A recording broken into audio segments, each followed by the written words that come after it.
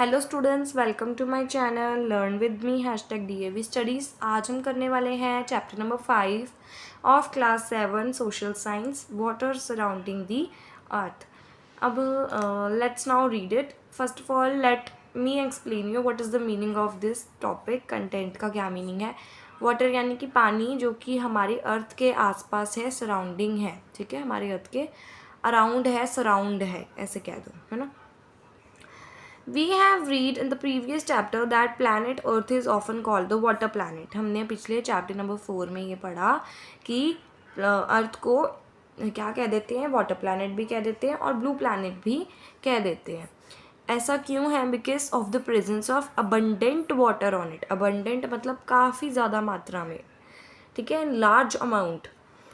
Water covers about 71% of the Earth's surface and is present as ocean, river, lakes, underground flow, glacier ice and water vapor in the air.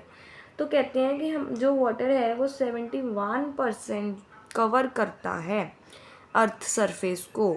जैसे oceans में भी present होता है, river, lakes, underground flow मतलब underground water भी present है, glacier की ice, है ना, ग्लेशियल आइस यानी कि ग्लेशियर्स पे जो आइस होती है वो भी प्रेजेंट है। फिर वाटर वेपर्स जो हैं एयर में प्रेजेंट हैं। ये सारी चीज़ों को मिलाकर जो है 71% ऑफ वाटर की अमाउंट है। More than 97% of this realm of water on the earth's is salt water present in ocean and seas, about 2% in glacier ice, and less than 1% of all water on earth is fresh water in river and lakes. So अब मैं आपको एक ये बात बता देती हूँ। ये चाहे आप अपने नोट्स वाली बुक में बना लो, चाहे आप अपनी बुक पे ही बना लो, वो उससे नहीं मतलब बनता कोई। अब ये बात ध्यान से सुनना मेरी एक।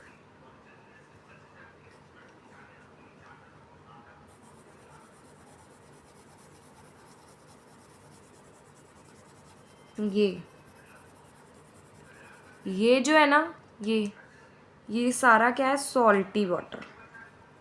क्या है सारा? Salty water. ओशंस, लेक्स के लिए ये सब कुछ। ये हमारे पीने लायक नहीं है।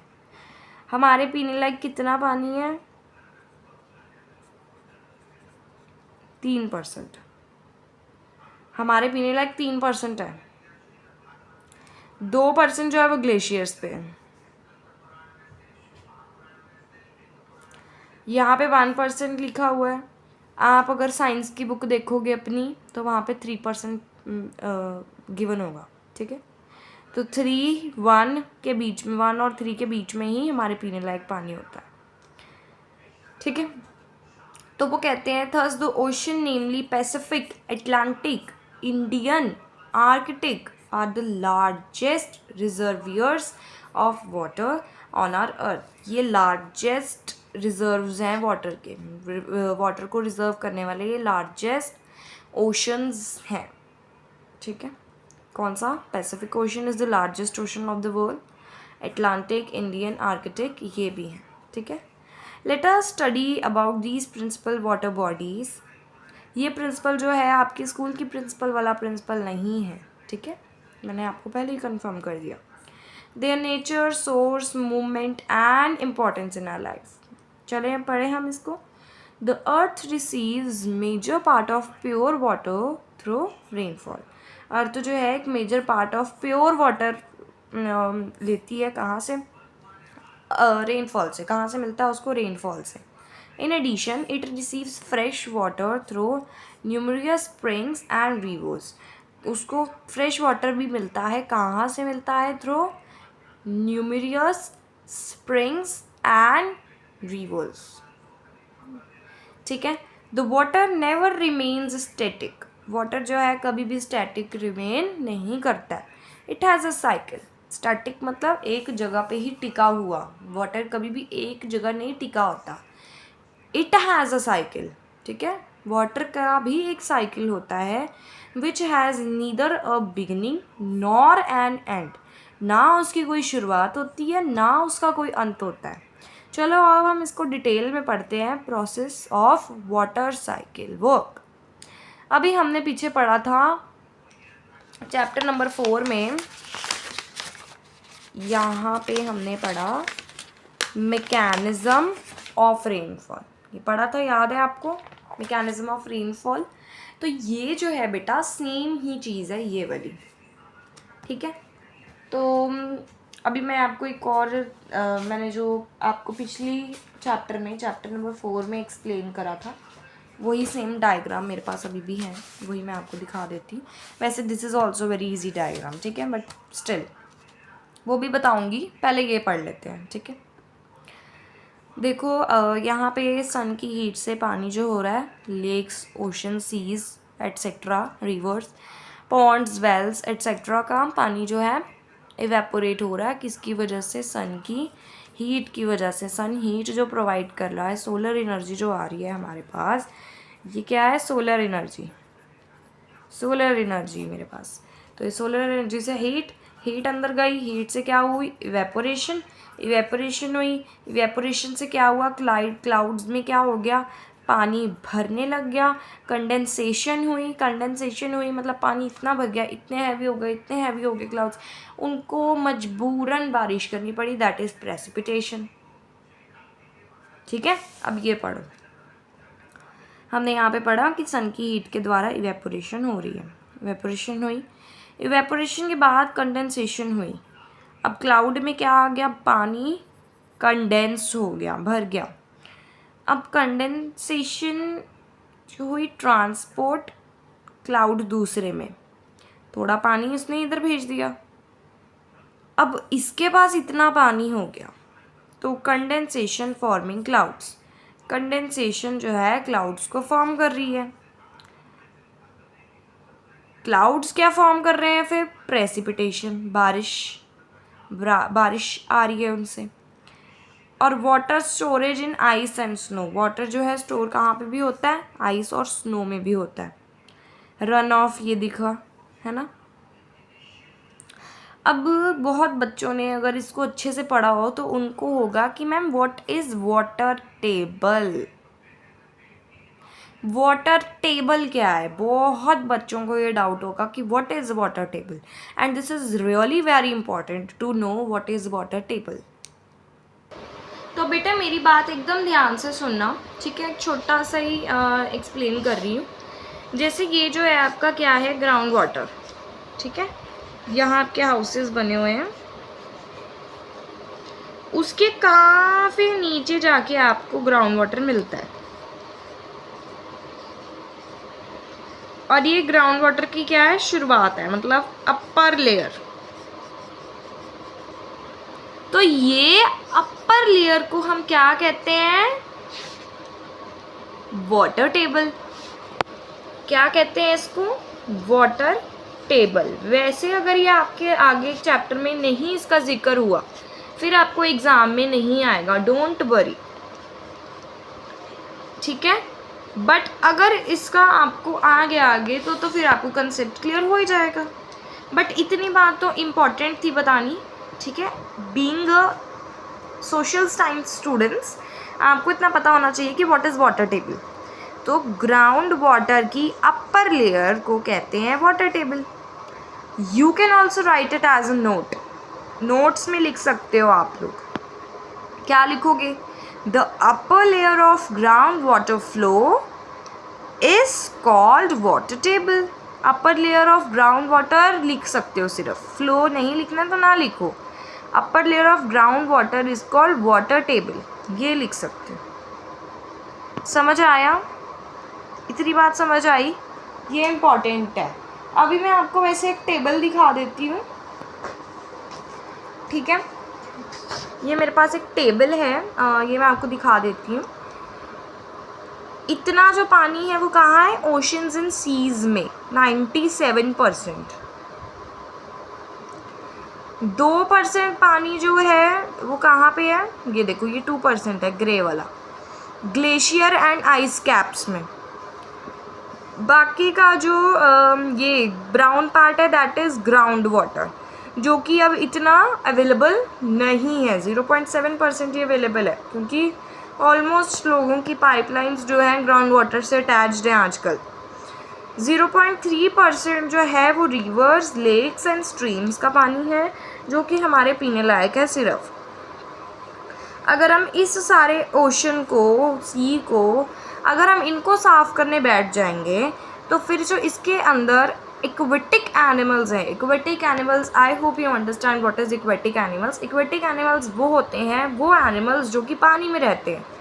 एक्वेटिक एनिमल्स की जान को खतरा है, तो इसलिए अभी तो हम ग्राउंड वाटर यूज़ कर रहे हैं और रिवर्स, लीक्स एंड स्ट्रीम का वाटर भी यूज़ कर रहे हैं। एंड बेटा इफ़ एनी वन वॉन्ट कि मैं उनको साइंस पढ़ाऊँ, डू कमेंट मी, मैं आपको पढ़ा सकती हूँ, ठीक है। एंड ये जो चैप्टर है ना, 7th क्लास के बच्चों के पास साइंस की बुक ज़रूर होगी। ये जो चैप्टर हम पढ़ रहे हैं ना सोशल साइंस का, वो चैप्टर आपको बहुत अच्छे से क्लियर होगा साइंस की बुक में। 3-4 पेजेस का ये साइंस की बुक में, और 2 मिनट्स में ही आपको समझ आ जाएगा, इतना इजी चैप्टर है। फटाफट अगर उधर से पढ़ लिया ना तो सोशल साइंस की बुक खोलने की लिए ज़रूरत ही नहीं है इस चैप्टर में, ठीक है। मैं आपको साइंस नहीं पढ़ा रही हूँ because I am not giving with the lecture of science, है ना। मैं आपको सोशल साइंस पढ़ाती हूँ इसलिए मैं आपको सोशल साइंस पढ़ा रही हूँ। बट इफ़ यू वांट कि आपका एकदम प्रॉपर बेस बन जाए इस चैप्टर का, then you should read chapter number है आपका 16, chapter number 16 of science, class 7, page number 237। ज़रूर पढ़ना, it's very very interesting chapter and even very easy, ठीक है।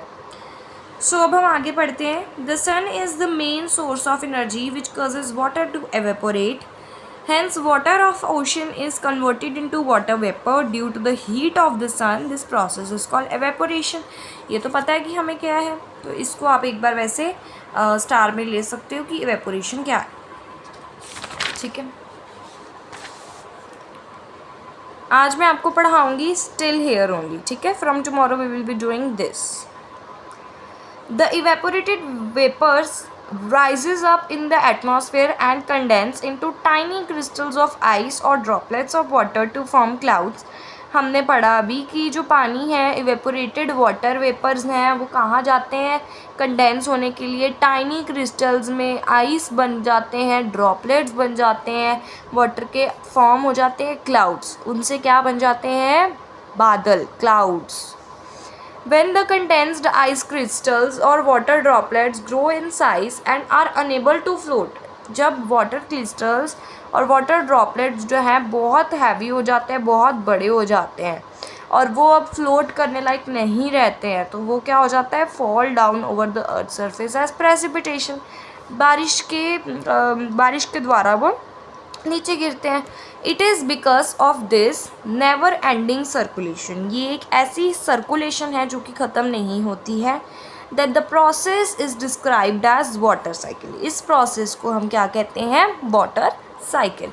आपको ये वाला क्वेश्चन भी आप पेपर में आ सकता है, अनलिस्टेड आप अगर लेके जाना चाहते हो तो। जो बच्चे अनलिस्टेड पढ़ के जाते हैं वो ये ज़रूर पढ़ना, डिफाइन वाटर साइकिल। चाहे तो आप इसको शॉर्ट में लेके जा सकते हो, गूगल से निकाल लीजिए, चाहे आप इसकी डायग्राम बना के आ सकते हो, चाहे तो आपने ये जो पीछे पूरा एक यहाँ तक ये पैराग्राफ यहाँ से स्टार्ट हुआ था, द सन से इधर से स्टार्ट हुआ था, ये यहाँ से लेकर यहाँ तक अगर आपने लिख दिया तो भी ठीक है। अगर आपने डायग्राम बना दी जो पीछे बनी हुई थी या जो मैंने बनाई वो भी ठीक है। अगर आप गूगल से निकाल के पढ़ते हो तो वो भी बिल्कुल ठीक होएगा, ठीक है। A major part of water runs off over the earth's surface, forming numerous streams. A small part of rainwater percolates, seeps inside the earth, which forms groundwater. ठीक है, seeps मतलब absorb. Then the groundwater is a very important source of water for plants. अब plants के लिए तो ground water ही सब कुछ है, बहुत important है। The plant dives the groundwater through their roots. अब देखो एक और चीज़ मैं आपको explain कर देती हूँ यहाँ पे। अब यहाँ पे जो है ट्री लगा हुआ है, फॉर एग्ज़ाम्पल मैं इसको पानी देना भूल गई, हम इसको पानी देना भूल गए हैं। हमें याद नहीं रहा कि यार इसको भी वाटर करना था, हम भूल गए। हम हर रोज़ पाते थे पानी, बट आज भूल गए। तो यहाँ पे आपका जो है ना ग्राउंड वाटर है।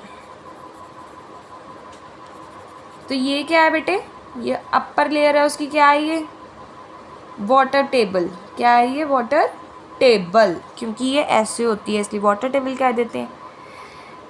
तो यहाँ तक तो ऑब्वियसली ट्री है, तो ट्री की रूट्स तो एज लॉन्ग एज होती हैं। तभी थोड़ा पानी जो है गंदा भी होता है क्योंकि वो एज सॉयल में होता है, और कुछ जो उसका इफ़ेक्ट है वो आ जाता है कहाँ पे, रूट्स का इफ़ेक्ट आ जाता है पानी में।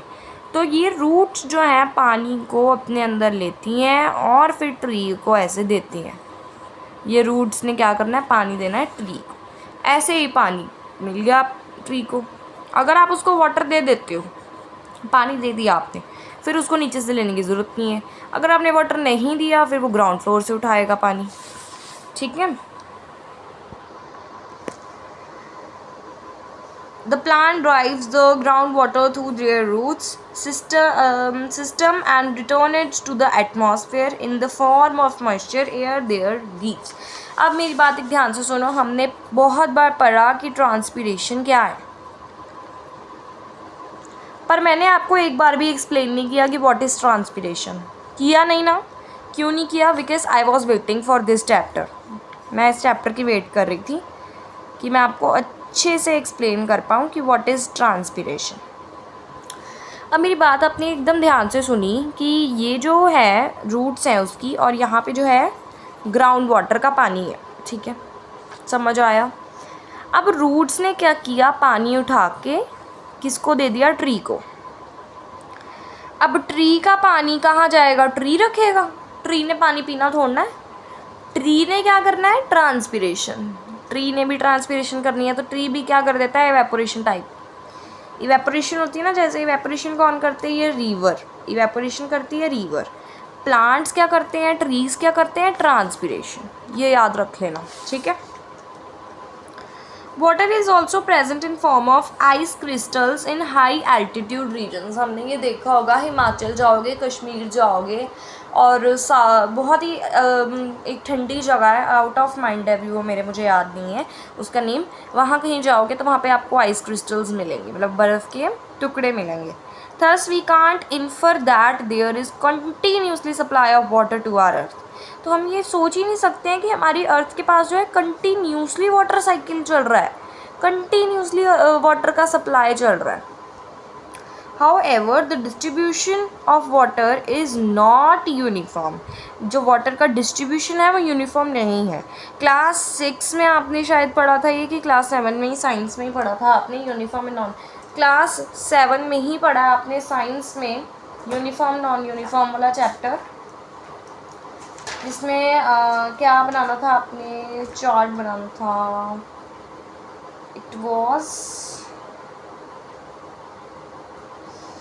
It is out of my mind now, मुझे भी याद नहीं है वो क्या चैप्टर था, मोशन एंड टाइम था शायद, है ना। जो भी चैप्टर था 7th क्लास में आप पढ़ चुके होंगे स्कूल में वो।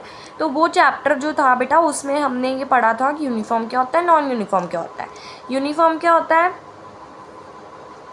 स्ट्रेट, बैलेंस्ड, ऊपर नीचे नहीं है, बैलेंस्ड है। यहाँ पे 6 है तो यहाँ 6 है, यहाँ पे भी 6 है और यहाँ पे भी 6 है। और नॉन यूनिफॉर्म क्या होता है, बैलेंस ना होना। यहाँ 7 है, यहाँ 6 है, यहाँ 3 है, तो ये क्या हो जाएगा, ऐसे। ये क्या है, नॉन यूनिफॉर्म। क्या है ये, नॉन यूनिफॉर्म। तो वो कहते हैं कि जो पानी का डिस्ट्रीब्यूशन है वो यूनिफॉर्म नहीं है, ठीक है। कभी क्या होता है, बारिश ज़्यादा पड़ जाती है, जैसे 2025 में बहुत ज़्यादा रेन हुई है, बहुत ज़्यादा, स्टिल हो भी रही है। दिल्ली जैसी जगहों में भी अभी तक हो रही है। देखो, दिल्ली जैसी जगह जहाँ इतनी गर्मी होती है, इतनी तो नहीं पर होती है ना, उनकी इतनी सर्दियाँ नहीं होती हैं। सम areas receive heavy rainfall or snowfall which increases water supply and make it surplus there। surplus मतलब extreme। तो वो कहते हैं कि कई जगहों पे इतनी बारिश हो रही है, जैसे हिमाचल, क्लाउड बस्ट न्यूज़ सुनी होंगी, बहुत आई है इस बार। तो क्यों हो रहा है cloud burst, because of heavy rainfall. बेटे रेनफॉल हो रही है, पानी का इवेपोरेट हो रहा है, क्लाउड भरी जा रहे हैं, भरने से वो इतने भर गए तो वो बारिश करने की में हिम्मत ही नहीं है, धीरे धीरे वो छोड़े पानी नहीं, वो एक साथ नीचे गिर रहे हैं, एक साथ क्लाउड बर्स्ट हो रहा है, ठीक है। सो क्या कह रहे हैं, कहते हैं water supply and make it surplus. ये काफ़ी ज़्यादा रेनफॉल होती है, स्नोफॉल होती है, इंक्रीज़ करती है वाटर सप्लाई में, और क्या कर देती है, एक्सट्रीम कर देती है, और उसको क्या कर देती है, एक्सट्रीम, किसको, पानी को। On the other hand areas receiving low rainfall, एक दूसरी तरफ जहाँ रेनफॉल भी कम आ रही है, स्नोफॉल भी कम आ रही है, उनके पास स्कार्सिटी हो जाती है वाटर की, मतलब कमी हो जाती है, स्कार्स ऑफ वाटर, है ना। We can regulate this resource by storing the surplus water in large reservoirs or by conserving it in several other ways। हम इसको बचा सकते हैं, बहुत तरीके हैं, ठीक है। सो आज का होमवर्क यही है, list some ways to reserve water. To sustain life on earth, the judicious use of water is necessary। Judicious होता है, जुडिशियस का मतलब होता है बेटा सोच सोच के, पानी को सोच के यूज़ करना, जहाँ ज़रूरत है वहाँ यूज़ करना। ऐसे नहीं कि ब्रश करते समय पानी की टैप खुली हुई है, हम ब्रश कर रहे हैं, आधे घंटे बाद आए हैं, हाँ अभी भी टैप खुली हुई है, नॉट लाइक दैट, ठीक है। So we should save this precious natural resources, हमें इन प्रीशियस नेचुरल रिसोर्सेज को सेव करना है, ठीक है। So from tomorrow we will start various movements of ocean waters, कल ही हम स्टार्ट करेंगे। एंड होप करती हूँ कि आपको आज का जितना भी हमने वर्क पढ़ा है वो समझ आया हो। एंड अगर ये चैप्टर आप कहते हो कि आपका जल्दी जल्दी फिनिश हो जाए, वैसे चैप्टर ये भी बहुत छोटा है सोशल साइंस में भी, बट क्लियरली अगर समझ आना चाहते हो, अपने आप को क्लियरली समझ आ जाए, तो एक बार साइंस का तो चैप्टर पढ़ो ही, सोशल साइंस का भी पढ़ो, क्योंकि यहाँ पे एक अलग टॉपिक हमारे पास आया है जो कि साइंस में हमें नहीं given. Various movement of ocean seas, importance of oceans to man, ये भी इम्पॉर्टेंट है, ठीक है। साइंस में आप सिर्फ यहाँ तक आपको समझ आएगा साइंस का एक पूरा चैप्टर जो बेस्ड है ना, वो किस पे, the process of water cycle पे, मतलब इस पे जितना हमने आज पढ़ा है, क्यों चाहिए होता है, क्या ज़रूरत है, क्या। मैं आपको एक बार एक लुक दे देती हूँ, पढ़ाऊँगी नहीं, एक बार मैं दिखा रही हूँ कि क्या टॉपिक है उसमें।